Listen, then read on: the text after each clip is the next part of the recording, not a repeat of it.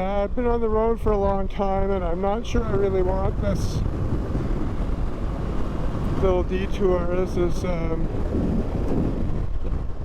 Calimoto special, but I'm kind of anxious to get to my camp, find a place to camp.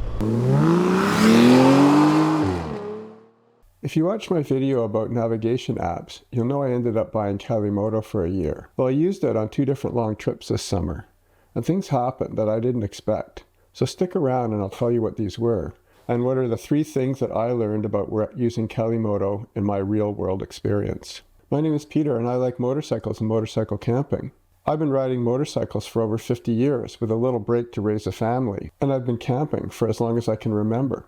I'm a retired teacher, so I created this channel to share with you what I know, but more importantly, what I'm learning, as I finally have time to make this passion a more central part of my life. On my Utah trip, I didn't finish where I expected on the first day, so on the second day, I asked Calimoto to help me find a way back to my route and along the road through eastern Washington to my location that I wanted to get to in Idaho. So I'm heading out of Quincy towards Idaho, more or less, because I ended up at a place off route due to the road closure yesterday. I haven't really planned where I'm going, so I'm using Calimoto. So I put Calimoto on and pointed it in the direction that I want to go and asked for some moderately twisty route, and here I go. Calimoto shows me my proposed arrival time, which is not going to be accurate because I'm going to stop a few places on the way, but gives me a good idea. Tells me how far to my next turn and my current speed. Well, I'm surprised. I'm actually super pleased with what Calimoto is doing for me. It's taken me through a little bit of back roads. It's given me verbal directions through my headset, and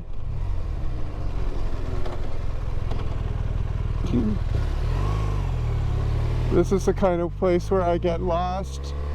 Have to keep checking my map. I'm out of the traffic. I probably would have gone down the interstate to get to the next connection. So this is a nice diversion.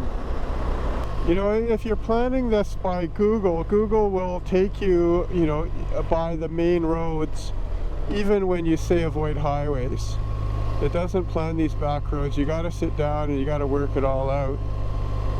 So I'm really impressed with what Calimoto has done here today. But later in the day, it took me off Idaho 95 onto a twisty back road, but one where I had to go a lot slower. And that wasn't so much fun because I was hot and tired and I really wanted to get to my campsite.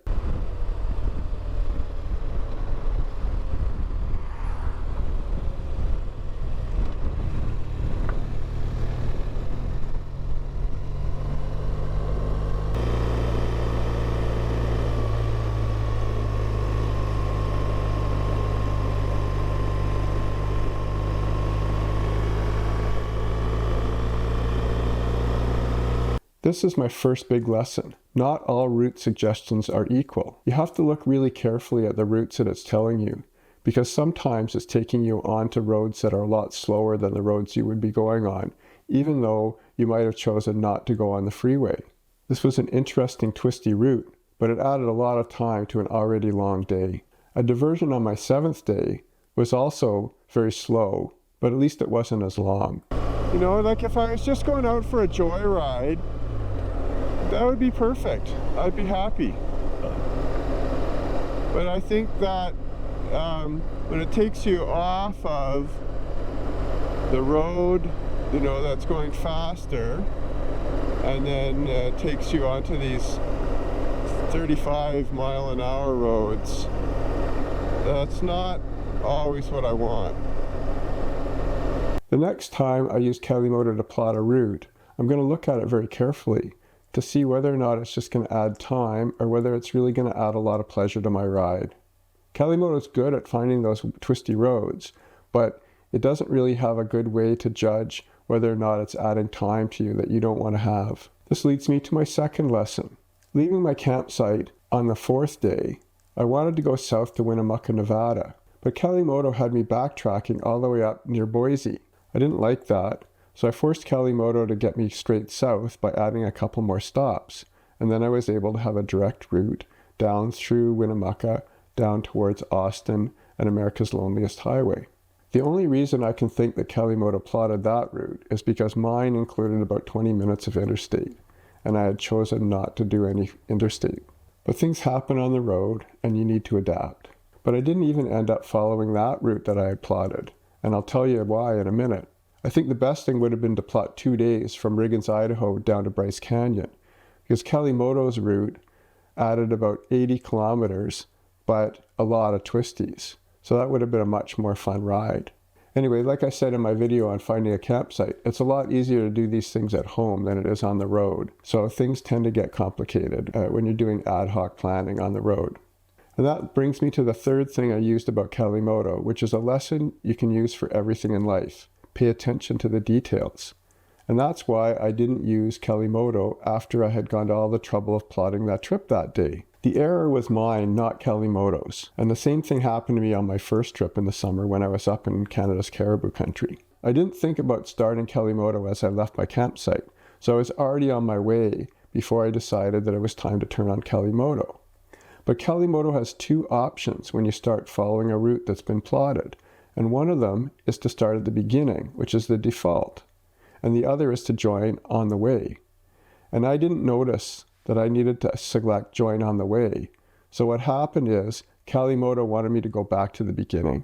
So then I couldn't follow Calimoto's navigation because the first step was always go back to the beginning. Oh, this is the thing I hate about Calimoto. Okay, so one of my complaints is that if you're not at the beginning of the route, it always wants you to go back to the beginning of the route. Anyways, if you watched any of my videos, you know that making mistakes is a part of the adventure of riding, and I'm not afraid to tell you that I make these mistakes all the time.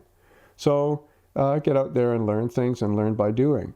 Anyways, I'm really enjoying using Calimoto, and I'll use it again. I got trips coming up next summer. I'm not quite sure where I'm going, but I've got a couple, and I got a couple of business trips that I have to take, and I'm going to be able to do them on my motorcycle. So I'm really excited about that.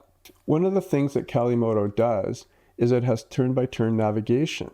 So it's giving you directions through your headset as you're riding, and that's really useful. Calimoto also gives you information about your elevation, how far you've come that day, and other things. But that's a lot of interruptions I found. So after a while of getting annoyed by these interruptions, I discovered that there's an option under the audio to turn off extra information, and that really kept things tighter. But what happens when you're tired and hungry at the end of a long day of riding? Do you know how to find a campsite? If you want to know the best ways to find a great campsite, watch this video.